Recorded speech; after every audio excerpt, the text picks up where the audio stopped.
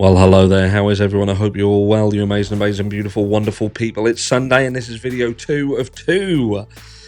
And we're going to be talking about Sahara in a second, and the many people who are coming forward and saying that he is a lion. You know, the people in the comments, the other channels who refer to him as just the cellular guy. We're going to be talking about that. I'm going to be going through something that was sent to me by my man Eddie. And I can't show it on the screen because there's some private stuff on there as well. And I don't want to get struck down with furious anger. But look, what I do want to say, first of all, is after today, I'm taking a few days break from uploading new stuff and all of the editing process because we've got a lot to do as we move. Our moving date is on the 25th of April officially. So that is when we come completely out of here and into the new place. And we've got things to do.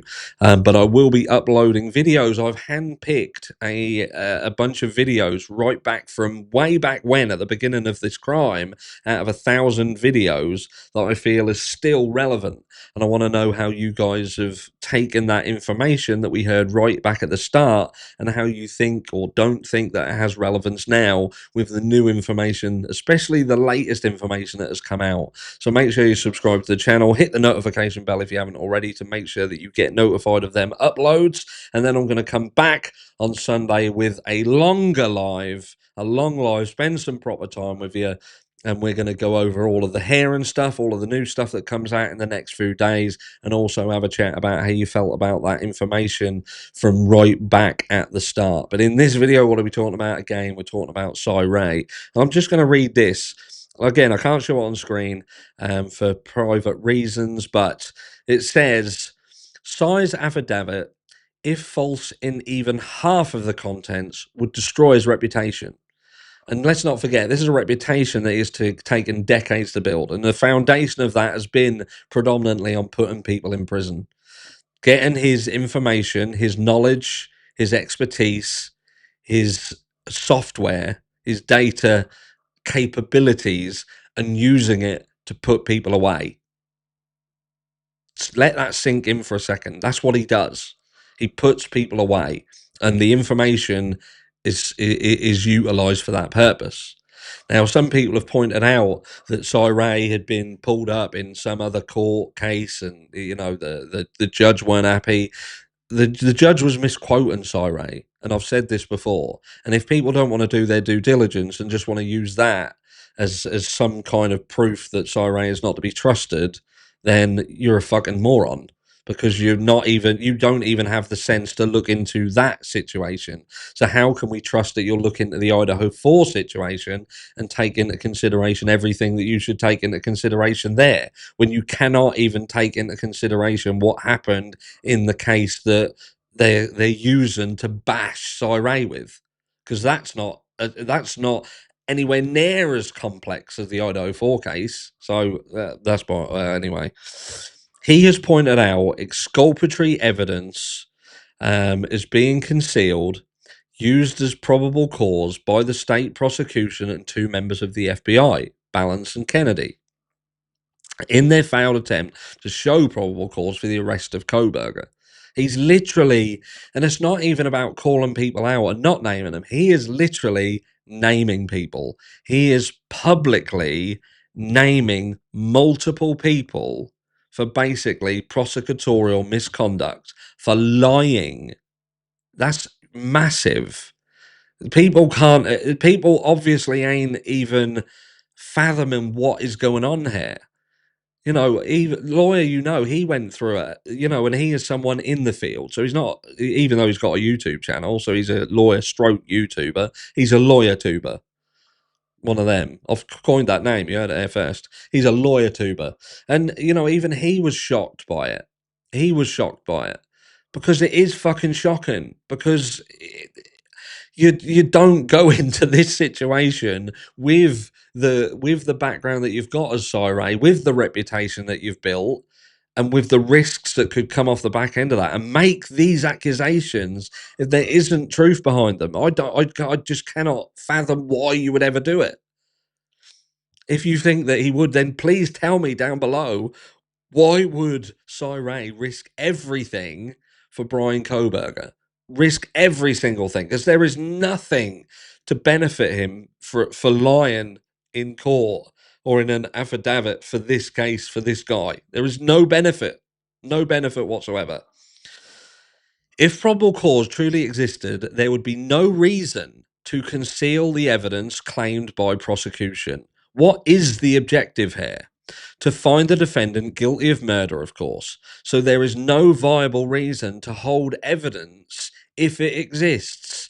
If there is evidence that Bryan Kohberger did this crime, there is absolutely no reason to withhold any evidence whatsoever that they have. And we have seen nothing. We have seen absolutely no concrete evidence that Bryan Kohberger did this crime. And we're nearly going into the trial. We're 2 years down the line. Yes, we can talk about cars. Yes, we can talk about phones. But all of these things are problematic. And seemingly they're just speculation. This is circumstantial evidence. So where is the solid evidence? Where is the video of Bryan going into the house and coming out of the house? Where is Bryan Kohberger caught on camera?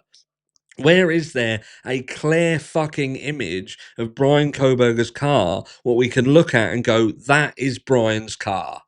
Definitely, that is his car. And we'll get into the phone situation in a second, right? So it says, nor would there be a reason for Ray to lie so extensively in a court-filed affidavit. So again, if there is proof, if you got to think, Ann Taylor's seen everything by now, and I think this gets touched on that in a second. But why would Ray come forward even and risk it? If she even has knowledge that looks bad, and just think about this: people saying that Bryan Kohberger's phone was off. Do you not think that Ann Taylor would have gone to Bryan Kohberger and said, "Did you turn your phone off?" Bryan Kohberger, she probably asked that question, and he's turned around and said, "No, I didn't turn my phone off. I never turn my phone off. I might have gone in an area that it's the signal shit, but I didn't turn my phone off. My phone was on all that night." All that night. Imagine that. I can imagine that conversation. Why would Ann Taylor not ask him that? You know, they come together as a defense and the accused, and they will have a sit down before all this goes ahead, and there will be questions asked and answers given. It could even go as far as to flat out say, did you do this crime? Because once they've signed that paperwork and she is working for him, she cannot divulge anything that would make him look guilty. Her job is to protect him, to get him off this crime. So do you not think that a conversation may have been had? Did you turn your phone off? No, I didn't. But anyway, that's by and by. The question isn't when Kohberger's time and advance data were known, but why the data is still not being given to the defense. If there was nothing to argue or prevent disclosure of the records, they would have released them 2 years ago. What is the issue? The altered PCA, but stated that defendant was in the vicinity of a cell tower of the victim's residence 12 times prior before the homicides. This is the problem, and they know it. They did not place him at the residence, nor insisted he was at the house or his phone was turned off in the PCA. So they didn't say his phone was off. They just said that they couldn't place him at the property. Remember that. It's all in the verbiage. You've got the devil is in the detail. They couldn't tell you that his phone was off. They didn't say that his phone was off. They just said that it wasn't reporting to the network. He might have turned his phone off, but it gave reasons why that could be possible. But they did not. This did not explicitly state, isn't it? It's just because that kind of removes any. How can I say? You're not tying yourself up in a knot, are you? If you say, well, it might have been that. It might have been that. Not explicitly stating that. Now the state and prosecution says they'll prove his phone was off. In the meantime, stating in the altered PCA, he was in the vicinity of a cell tower of the house. So how can his phone be off and they're going to prove it was off while simultaneously they can tell you where he was with regards to in the vicinity of a tower that serviced the house. So what we're trying to say is here, there was points in this evening that his phone was absolutely on the server. It was on the network, and they knew at those times where he was. That's the point here, isn't there? That's the point here. Bryan Kohberger's phone at some point in this evening, or points, it's like occupant and occupants, his phone was on. So it's about finding out where he was and what he was doing, where he was traveling, how fast he was traveling at the points when he was on the network. That's the point here.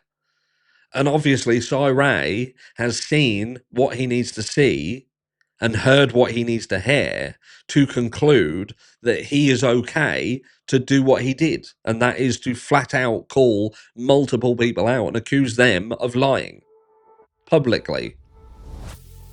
That's not somebody. There is no benefit for Sahara to character assassinate himself publicly. It would destroy him.